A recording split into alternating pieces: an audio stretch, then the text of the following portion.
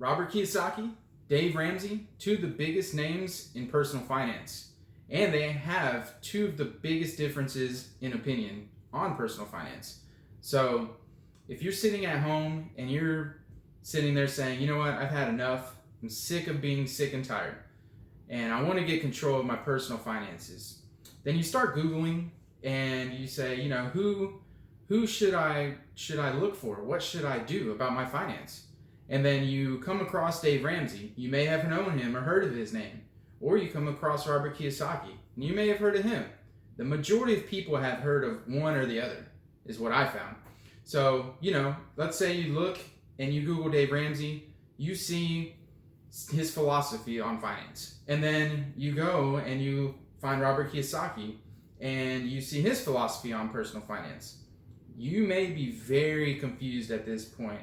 They're so different. So then you're going to say, you know, who do I listen to? Who's right? This guy's saying this guy's saying this. I'm so confused, I don't know.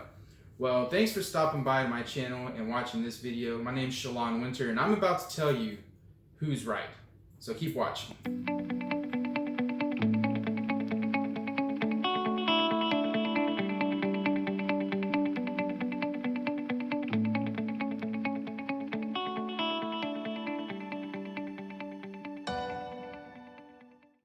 So, who is it?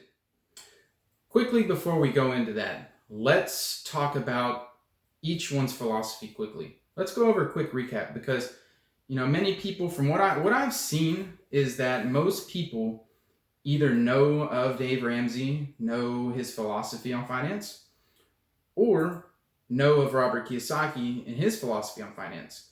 And they're so different that what I've seen is most people, if they are followers of Dave Ramsey, their mindset does not get them to listen to what Robert Kiyosaki has. And vice versa. The people that follow Robert Kiyosaki, their mindset does not allow them to listen to Dave Ramsey. They don't cross paths here. So in this video, what I want to do is I want to cross those paths for you. Because most of the people that I know of, or that I've seen, or that I've seen on Facebook, or in public groups, anywhere, many people, the majority of people are struggling financially and looking for a way out. So I want to expand your mind. I want to help you expand your mind and see both sides of it. Because like I said, most people are on one side or the other, and they never really cross paths to learn and see who might be, you know, maybe this guy over here is correct. Maybe this guy over here is correct. So real quick, Dave Ramsey, if you go on his website, he has seven steps, 7 baby steps to get started and take control of your finances. So step 1 is to save $1,000 towards your emergency fund. First step, start saving everything you can, $25 here, $50 there, whatever you can, till you get $1,000 saved towards your emergency fund. Step 2, pay off your debt early. Start paying off your debt. And he has he calls it a snowballing debt plan, where you take all of your debts, revolving credit cards, fixed debt, cars, mortgages, student loans, all that stuff. Take it and you put it into this plan, this snowball plan, where basically it structures it in a way where once one is paid off, it takes that amount and it rolls it on to the next, and so on until your debt's paid off. It's a great way to pay off debt faster, earlier, and actually have an actionable plan in place. So there's a lot of spreadsheets out there. If you Google Snowball Excel spreadsheet, you'll find some. I'll include one in the description here, and a link you can download for free. And also a home budgeting worksheet, just to keep track. Because the first thing that you need to do is actually know where you are financially, keep track of where you want to go, know where you want to go, and keep track and follow that plan. Because if you don't follow that plan, you're not going to get to where you want to go financially. So that's step 2. Step 3, now you want to fully fund that emergency fund. And that emergency fund is, you want to have 3 to 6 months of living expenses. If you were to lose your job today, you want to have enough saved to live 3 to 6 months off of your emergency fund. So that's what he recommends on step 3, is to go ahead and fully fund that, whatever you need, for 3 to 6 months, right? Step 4, invest 15% of your income towards your retirement, towards your, he recommends a Roth IRA, a long-term savings vehicle that'll produce a good rate of return over time. That way, by the time you are at retirement age, you can retire and have funds, to live off your golden years. Step 5, he wants you to go ahead and save up for a college fund for your kids. Step 6 is pay off your home early.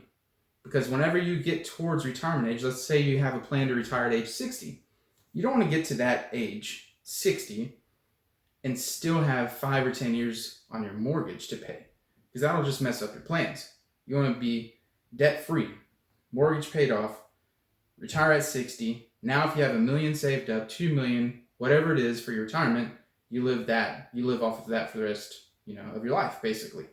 Step 4 is now build wealth and give.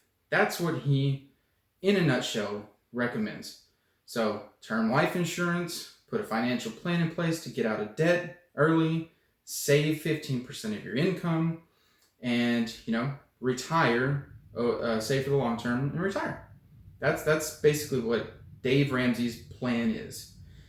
Now, Robert Kiyosaki, let's look on the other side. He has a non-traditional way of his financial philosophy. And I say non-traditional because Dave Ramsey is more traditional, more of a realistic way of handling personal finance in the mindset of the majority of people. Because the majority of people have an income. They can save money. They can put a little bit of money to the side to retire on. That's more realistic. Robert Kiyosaki, he's best known for his book, Rich Dad, Poor Dad.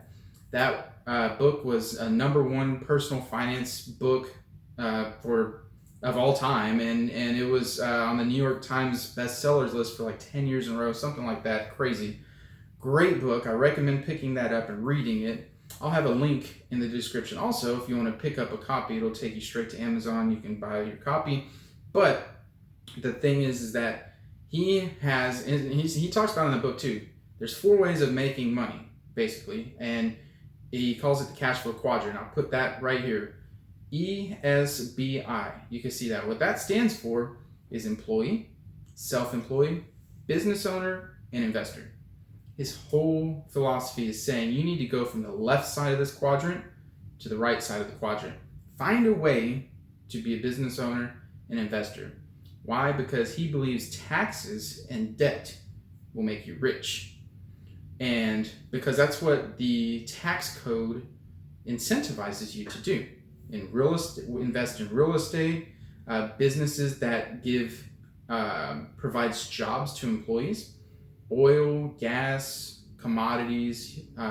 He also likes to hold physical gold and silver as a hedge against the dollar that's losing value. That's why he also says savers are losers. If you just save in a savings account, well, the inflation and the dollar is losing value all the time. So another thing that he talks about that's been a very, very big area of debate is he says your home that you live in, your personal home, is not an asset. I don't know if you feel that way or not, but the reason why is because by definition, his definition of an asset is something that brings you cash flow into your account every month. Something that provides cash flow to you every month.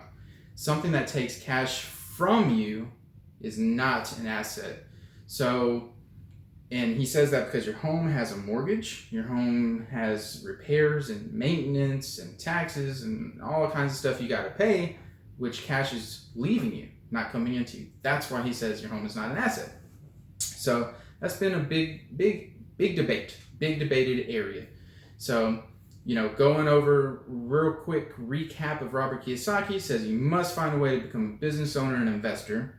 You need to invest into physical, tangible assets. He calls 401ks and stocks, bonds, mutual funds, ETFs. He hates all those things. He says they're fake assets.